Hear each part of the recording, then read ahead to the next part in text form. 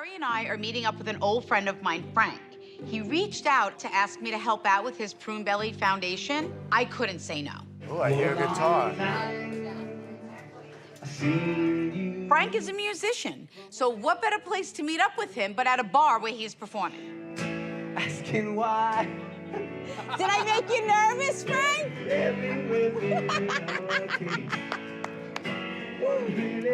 I have that effect on him. Not many people know this, but Frank and I were actually in a church folk band. We really never talked about it. No, we didn't get into detail. Right. You just mentioned it because I saw you had an acoustic guitar. I was a rock star, just saying. In your own mind. Hi. Hi. Did I make? Lord. Good Lord. Theresa and I actually grew up together. I met her when about 9 or 10 years old. We used to sing in the church folk group together in Hicksville. Hi, how are you? So nice to meet you. There were 5 and 10 guitar players and like 10 to 20 singers. And Theresa and I were both among the guitar players. You still have that passion of music and singing and playing the guitar, and you're such a blessing to so many of us. So, you asked me, to do something, some type of fundraiser for Prune Belly organization. I mean, how could I not? Prune belly syndrome is, in my case, I was born without any abdominal muscle at all. And that's usually the case, either none or some muscle is it's the only thing that's there in the stomach. And it leads to a lot of other complications, whether it's kidney or lungs, a little bit of everything, you name it. Can I ask you Sure. how common or uncommon of a... Yeah, the numbers they use on the website is 1 in 40,000 birds. Wow. 50% of that do not live past 2. And I was supposed to be one of them. Yeah. They told me like within the first year you wouldn't make it. That's the main reason why I got into our church folk group. I couldn't play sports, couldn't do a lot of different things. Music was the one thing I could do and feel like I belonged. Right. So anything that you're able and willing to do, I really would appreciate it. Why don't we do what I do best, some type of group reading? Okay. And, all money will go to Prune Belly. Thank you. Yeah. That'd be awesome. Yeah. Would you want to try to get some of the old folk group to do it with us? Would you want to do maybe one or two songs to go with it? At the end of it, maybe, or something? When Frank first brought this fundraiser up, it never crossed my mind that he would ask me to play in the band. That is more crazy than me talking to dead people. I'm sorry. Like a real band reunion? Well, I mean, we weren't a band, but, it was... We were a band! Couple guitars, couple singers. We could be like, Listen, she calls it a band. It's a band, right? It's a band. We were a band. We were the folk group. So, but now, I don't know. You have an extra guitar? Because I don't have my guitar anymore. I do. We could, can you play like that? If I can work a smartphone. Doesn't matter. She can't play with or without those nails. Nice. Nails or not, the only instrument Theresa can play is the tambourine. Was I at least okay? Oh, yeah, definitely. I was okay. Yeah. See, this is the thing about Frankie. I know I wasn't that good, but he was always so encouraging and so, like, just practice. And I remember he used to tell me all the time, at one time I think you yelled at me. Not really yelled at me, but you were like, Theresa, I know you're not practicing. And I'm like, Frankie, I am. And you're like, I know you're not practicing. I'm sorry if I did do that. It's not that hard, but you were right, right? I mean, I didn't even know how to read music, so Frankie used to write the letters on top of the notes for me so I would know what to play. Do you want to get together and try to do something? Yeah, maybe you can, I don't know, come over and we can jam at our house. That's it. Perfect. But how do you say no to Frank?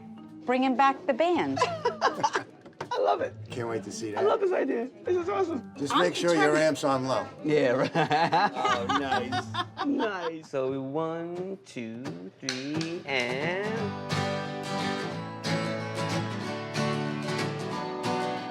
Sing your praise, hallelujah. He died for us and he rose from the grave. Very good, that was excellent. I mean, I thought we did really good at practice. Are we stage ready?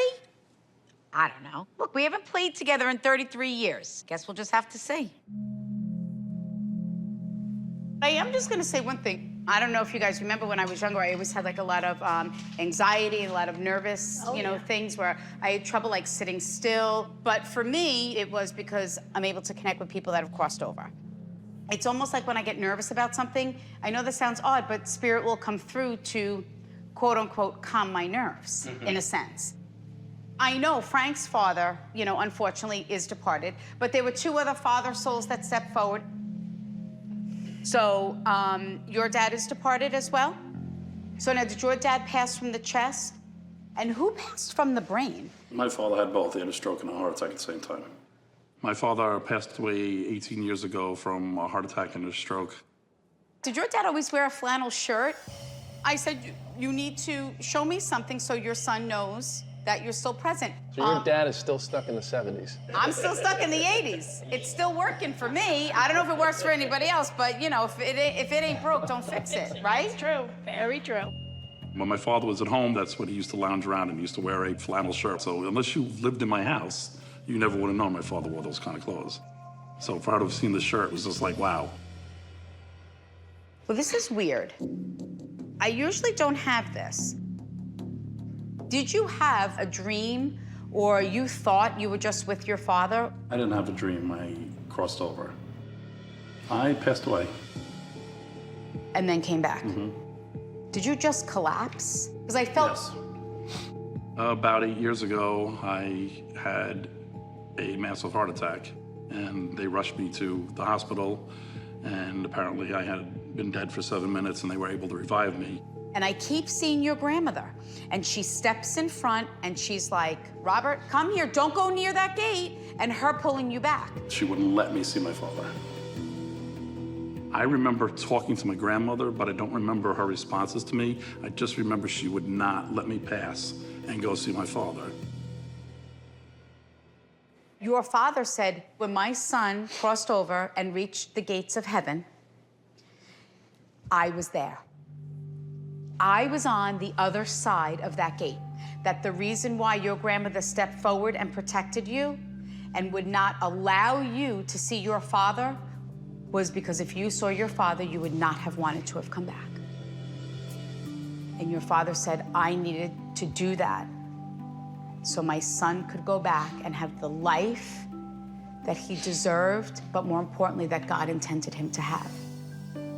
The fact that she said that, it makes sense because I've been carrying this around for so long. And I needed to hear that. I agree with my grandmother for not letting me go see him. Now you know why. Unless you experience it for yourself, it's hard to comprehend what Theresa's capable of doing for you. It's amazing. You didn't tell many people about that. No, because people think you're crazy. Welcome to my world.